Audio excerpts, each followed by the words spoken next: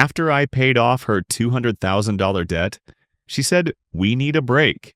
Then I found out the truth about her cousin. I met Elena on a rainy October morning at the coffee shop on the corner of Fifth Avenue. She was sitting by the window with her laptop, chestnut hair falling over her shoulders, fingers dancing across the keyboard with practiced precision. When I walked past with my coffee, she looked up and smiled. That same smile that would turn my entire world upside down. "Excuse me, could you watch my things for just a minute?" she asked with a slight accent that I later learned came from her European childhood. "I need to take this call urgently." I nodded, set my coffee down at the neighboring table, and waited. Through the rain-streaked window, I watched her pace outside, phone pressed to her ear, her free hand gesturing animatedly. Even in distress, and then I could tell she was distressed, she moved with an elegance that captivated me. When she returned, her cheeks flushed from the cold. She thanked me with that radiant smile again. "I'm Elena," she said, extending a delicate hand, "and I owe you more than just coffee now." "David," I replied, shaking her hand and feeling an electric current I hadn't experienced in years. "And you don't owe me anything." But she insisted on buying me another coffee, and that coffee turned into lunch. Lunch turned into dinner, and dinner turned into the most intense 6 months of my life. Elena was everything I'd been searching for without realizing it. At 34, I'd built a successful consulting firm, owned a nice apartment in Manhattan, had my life together. But something had always been missing. She filled that void completely. Elena was brilliant, working on her PhD in art history while freelancing as a curator for small galleries. She spoke 4 languages fluently, could discuss everything from Renaissance sculpture to quantum physics, and had this way of making even mundane moments feel magical. Our first real date was at the Metropolitan Museum.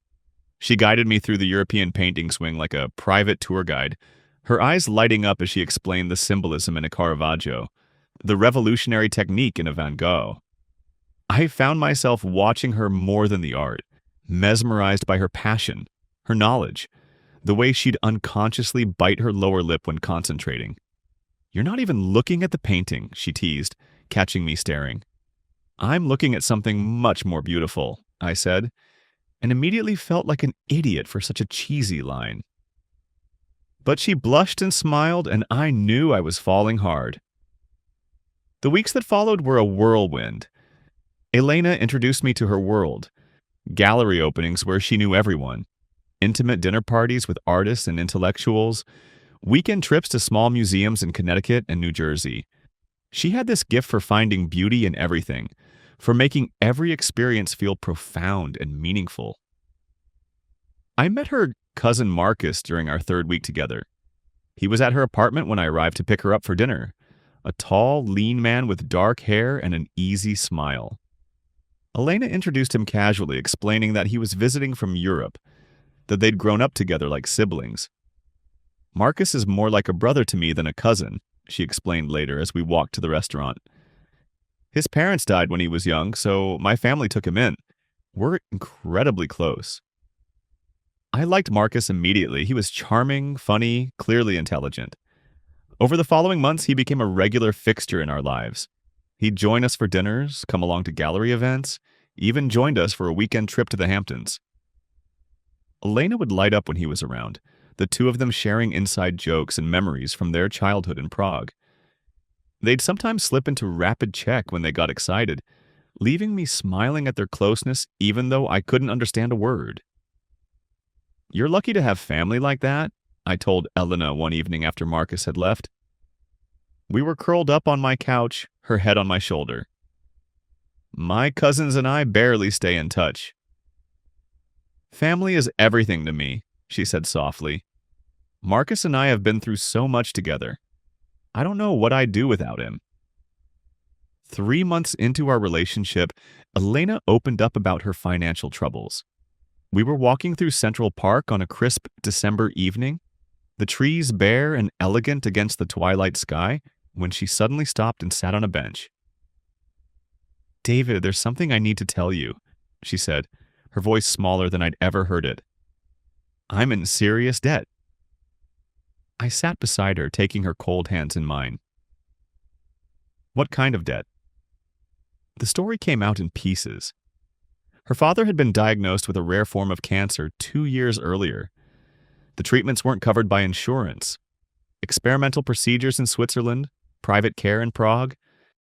Elena had taken out loans, maxed out credit cards, even borrowed from loan sharks when legitimate sources dried up.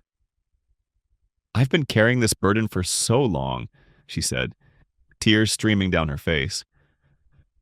$200,000, David. I don't know how I'll ever pay it back. The interest alone is crushing me. I held her as she cried, feeling her pain as if it were my own.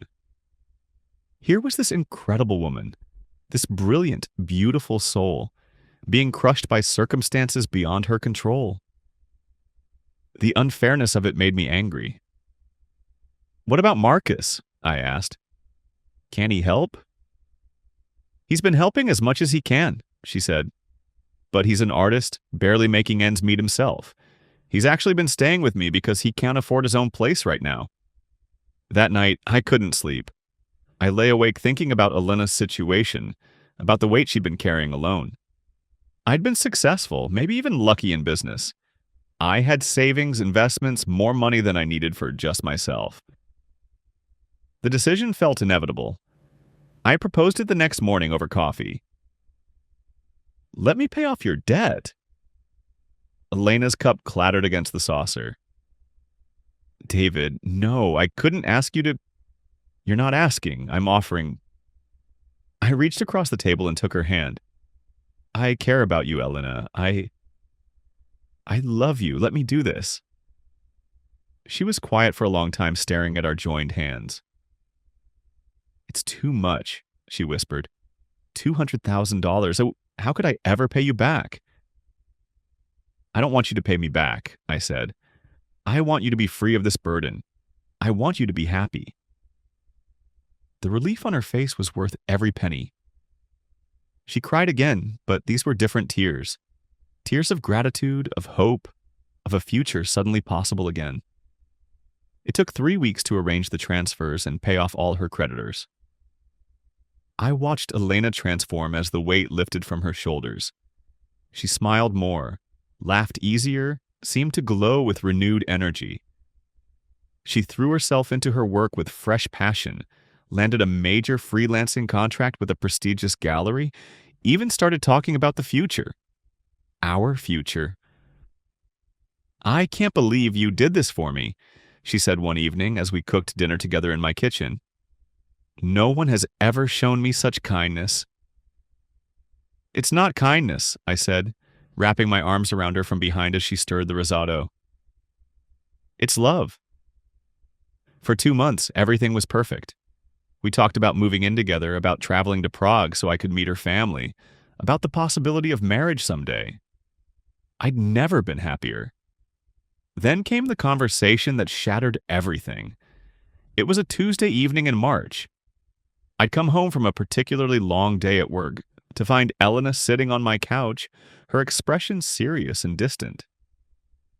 We need to talk, she said, and my stomach immediately dropped. What's wrong?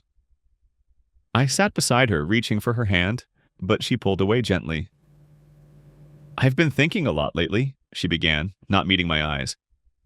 About us, about everything that's happened. I think I need some space. The words hit me like a physical blow. Space?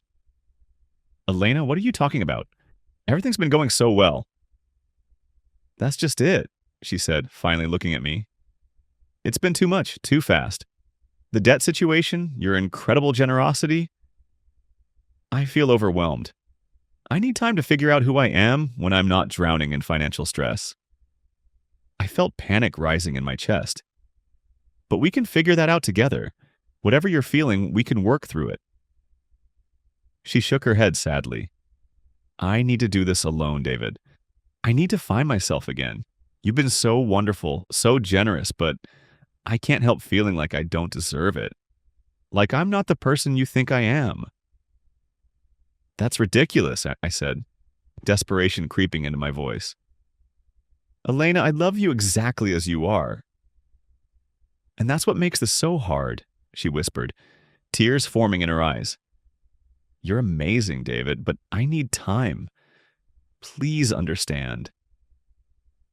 She moved out that night back to her own apartment. I helped her carry her things, each box feeling like another piece of my heart being torn away. She promised it wasn't permanent, that she just needed a few weeks to clear her head. Those weeks turned into a month. We texted occasionally, brief, polite exchanges that felt like conversations with a stranger. I threw myself into work, but everything reminded me of her. The coffee shop where we met, the museum where we had our first date, even the grocery store where we'd laughed over whether to buy organic vegetables.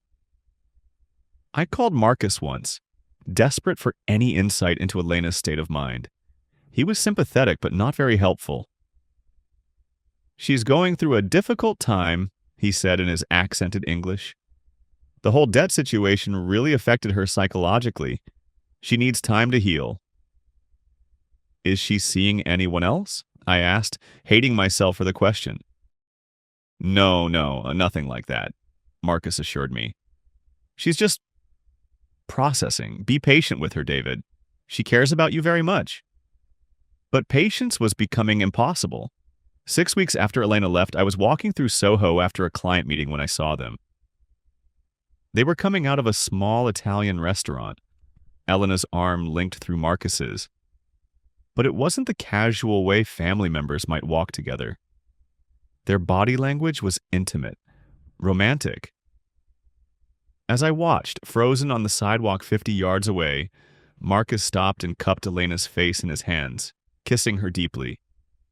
She melted into him, her arms wrapping around his neck. I felt like I was going to vomit. The world seemed to tilt sideways as I watched the woman I loved, the woman I'd given $200,000 to save, kissing another man.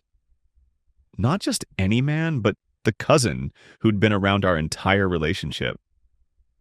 I stood there for I don't know how long, watching them walk down the street hand in hand until they disappeared around a corner. Then I stumbled into the nearest bar and ordered a double whiskey.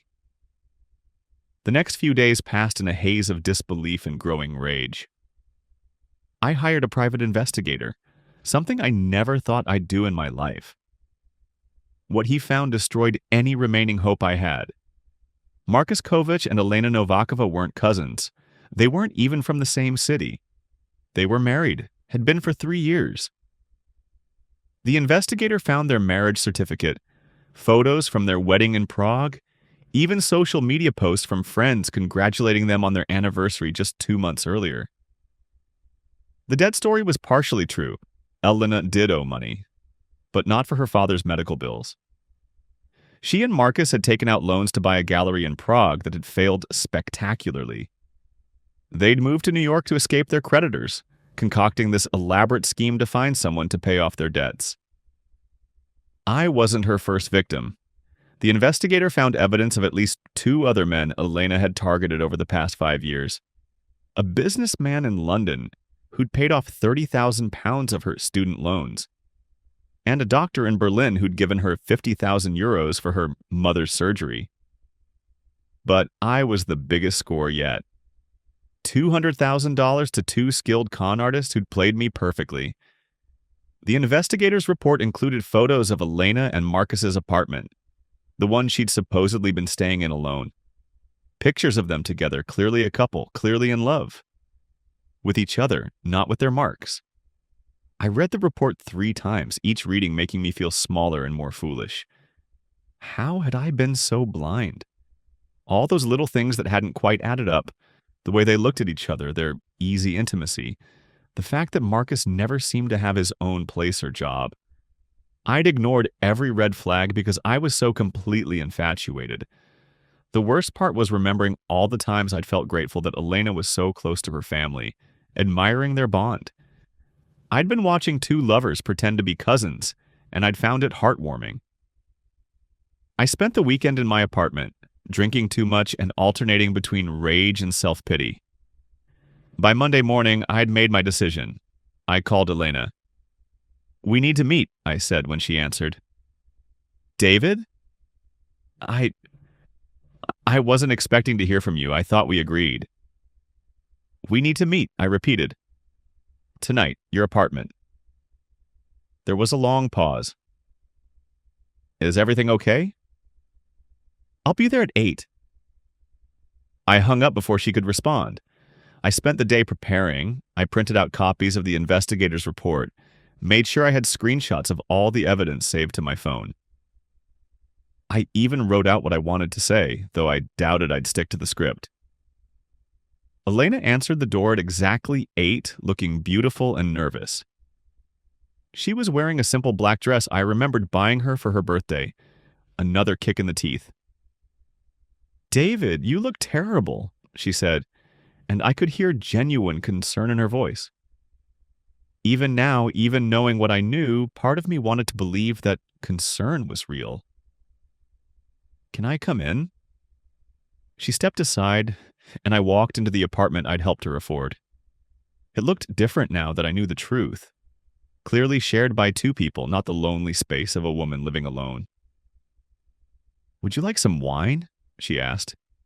"You look like you could use it." "Where's Marcus?" The question caught her off guard. A brief flicker of something, panic, crossed her face before she composed herself.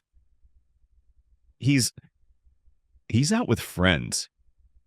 "David, what's this about?" I pulled out the folder with the investigator's report and set it on her coffee table. "It's about this." Elena stared at the folder like it was a snake. "What is that?" "Open it." With shaking hands, she opened the folder and began reading. I watched her face change as she saw the marriage certificate, the photos, the evidence of their other cons.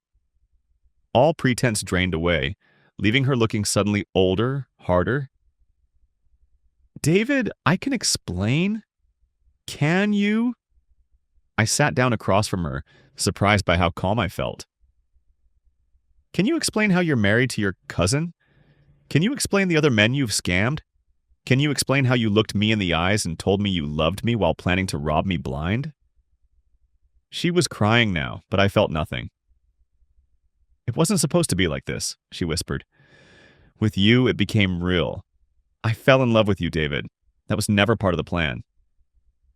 "Stop," I said quietly. "Just stop." "You're still lying." "I'm not lying about loving you." "If you loved me, you would have told me the truth. If you loved me, you wouldn't have taken my money under false pretenses. If you loved me, you wouldn't have been kissing your husband while pretending to need space from me." She froze. "You saw us?" "Soho, last Thursday. Very romantic." Elena buried her face in her hands. When she looked up, the mask was completely gone. The woman staring back at me was a stranger. Calculating, cold, caught. "What do you want?" she asked. "I want my money back." She laughed bitterly. "It's gone, David. Long gone. We paid off our creditors, bought plane tickets for my parents to come visit, fixed Marcus's teeth, bought him new art supplies. We lived a little. We thought we'd earned it." "You thought you'd earned it?" The calm I'd been feeling evaporated. "You thought you'd earned money you stole from me?" "You had so much," she said, her voice taking on a defensive edge. "You live in $1 million apartment, drive a BMW, have more money than you know what to do with. We were desperate, David. Our whole lives were falling apart." "So that makes it okay to lie to me? To make me fall in love with a fiction?" "It wasn't fiction," she insisted. "My feelings for you were real. Everything between us was real except for the money." "Everything between us was about the money," I shot back. "The whole relationship was a setup. You studied me, figured out exactly what I wanted to hear, what kind of woman I'd fall for. You played a character designed specifically to manipulate me." "That's not true." "Then tell me one true thing about yourself," I demanded. "One real thing that wasn't part of the con." She opened her mouth, then closed it, staring at me helplessly. You can't, can you? I stood up, suddenly needing to get out of there. Because there isn't anything real about you. Elena, the PhD student, the art historian, the loving daughter, it's all an act. My name is really Elena, she said quietly. Congratulations. That's one true thing out of hundreds of lies. I headed toward the door, then stopped and turned back. I'm going to the police tomorrow. David, please. And I'm going to contact the other men you scammed. Maybe together we can build a case that will stick. You'll never prove anything, she said, but I could hear the fear in her voice. It's my word against yours. We'll see. I left her sitting there among the evidence of her crimes and walked out into the cool night air. For the first time in weeks, I could breathe properly. The legal battle took 18 months. Elena and Marcus had been smart enough to make it difficult to prove fraud in court. They'd been careful to never put anything incriminating in writing, to always maintain the fiction that our relationship was real, and that my payment of her debts was a gift freely given. But the investigator had done his job well. Combined with evidence from the other victims, we built a case that was strong enough to secure a plea bargain. Elena pled guilty to multiple counts of fraud and conspiracy. She was sentenced to 3 years in prison and ordered to pay restitution to all her victims. I recovered about $60,000, everything they had left after their spending spree. The rest was gone forever. Marcus, it turned out, was the mastermind. He'd been running similar cons for over a decade, with Elena as his latest and most successful accomplice. He got 5 years. The media picked up the story. Manhattan man swindled out of $200,000 by fake girlfriend. And for a few weeks, I was a minor local celebrity, the poster child for online dating gone wrong. Friends were sympathetic but distant, unsure how to treat someone who'd been so thoroughly fooled. The hardest part wasn't the money or even the public embarrassment. It was mourning someone who had never existed. I grieved for Elena, the woman I had fallen in love with, even knowing she was fiction. I grieved for the future we'd planned, the life we'd never have. I grieved for my own naivety, for the part of me that had believed so completely in love at first sight. It took 2 years of therapy to work through the trauma of it all. Dr. Martinez helped me understand that my desire to save Elena, to be her hero, had made me vulnerable to exactly this kind of manipulation. We worked on trust issues, on learning to see red flags I'd ignored, on forgiving myself for being human. Con artists are skilled psychologists, she told me during one session. They study their marks carefully, figure out exactly what emotional need to fulfill. You wanted to be needed, to be someone's savior. Elena gave you that feeling, and it blinded you to inconsistencies in her story. But how could I have been so stupid? I asked, a question I'd been asking myself for months. Intelligence has nothing to do with it, Dr. Martinez said. Some of the smartest people in the world have fallen for cons like this. The heart wants what it wants, and skilled manipulators know how to give it exactly that. Today, 3 years later, I'm in a different place. I rebuilt my business, which had suffered during the legal proceedings and media attention. I sold the Manhattan apartment, Too Many Memories, and bought a house in Connecticut. I'm dating again, though more carefully this time. I still think about Elena sometimes. Not the real Elena, whoever she is, but the woman I thought I knew. The woman who could make me laugh with her observations about terrible modern art, who'd curl up against me during movies, who'd trace patterns on my chest while we talked about the future. That woman never existed, but the feelings I had for her were real. The love was real, even if its object was fiction. Dr. Martinez says that's not something to be ashamed of. It's proof that I'm capable of deep love, and that's a strength, not a weakness. The money is gone, and I've accepted that. But I got something valuable in return, a hard-earned education in human nature, in my own vulnerabilities, and in the difference between being open to love and being foolish with it. I'm more careful now, but I'm not cynical. I still believe in love, in connection, in the possibility that someone amazing might walk into my life tomorrow. I just won't be paying off their debts on the third month anymore. Sometimes I wonder if Elena ever thinks about me sitting in her prison cell. If any part of what we had felt real to her, or if I was just another mark from the beginning. I'll probably never know, and maybe that's for the best. The investigator told me that con artists like Elena and Marcus usually move on quickly, that their victims become just another story to tell, another score to brag about.